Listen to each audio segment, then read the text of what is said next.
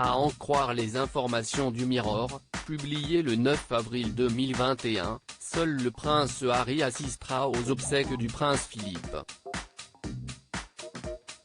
Enceinte de leur deuxième enfant, une fille attendue pour cet été, son épouse Meghan Markle devrait quant à elle rester en Californie avec leur fils Archie, 22 mois. Cela fait maintenant 1 an que le duc et la duchesse de Sussex ont quitté la monarchie et posé leurs valises aux États-Unis, dans l'espoir d'une vie de famille plus paisible loin des tabloïds et du protocole. Depuis l'annonce du décès de son grand-père vendredi midi, le prince Harry se démène pour pouvoir rentrer en Angleterre à temps pour les obsèques, prévues le 17 avril prochain à Windsor. Après 1 an d'absence, son retour est compliqué par la crise sanitaire et les limitations en ce qui concerne les voyages internationaux. Il a dit qu'il voulait être avec tout le monde et qu'il avait déjà pris des dispositions pour rentrer à la maison, a rapporté une source. Le Britannique de 36 ans aurait parlé à plusieurs membres de sa famille, y compris son père le prince Charles, mais aussi ses cousines les princesses Béatrice et Eugénie en dépit de la crise royale provoquée par son interview Vérité avec Oprah Winfrey il y a 1 mois. Les confidences du prince Harry et Meghan Markle lors de cet entretien télévisé n'ont pas manqué de secouer la couronne, surtout l'affirmation selon laquelle des membres de la firme auraient fait preuve de racisme avant la naissance d'Archie. Alors hospitalisé, c'est à distance que le prince Philippe a suivi la crise royale et familiale qui s'en est suivie. Unis dans le deuil, peut-être ce retour précipité sera-t-il l'occasion pour Harry de se réconcilier avec ses proches?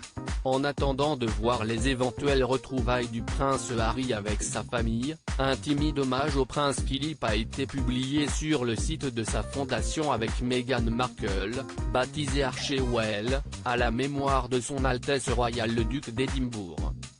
1921-2021. Merci pour votre service. Vous nous manquerez beaucoup. Un message bref et formel qui n'a pas manqué de déclencher une nouvelle vague de critiques. Des obsèques simples, en petit comité. Le prince Philippe est décédé vendredi matin dans ses appartements privés du château de Windsor, avec son épouse la reine à son chevet, comme il le souhaitait.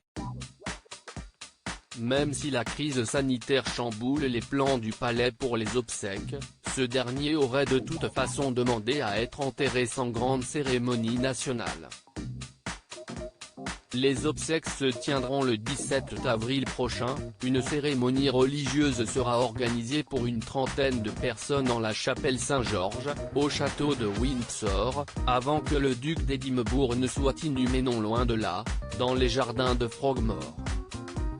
Comme l'a rapporté l'AFP, des salves de tir ont été tirées samedi midi dans tout le Royaume-Uni en hommage au prince Philippe, depuis la Tour de Londres au bord de Tamise, les châteaux d'Édimbourg ou de Belfast, dans l'enclave britannique de Gibraltar, sur les navires de la Royal Navy, où il a servi pendant la Seconde Guerre mondiale. Le bruit des canons a retenti à 12 heures, pour la première de 41 salves.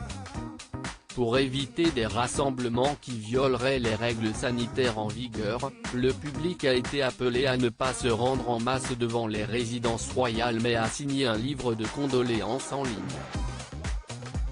Certains se sont cependant rendus au château de Windsor ou au palais de Buckingham, résidence officielle de la reine à Londres, pour y déposer des fleurs et des mots de soutien.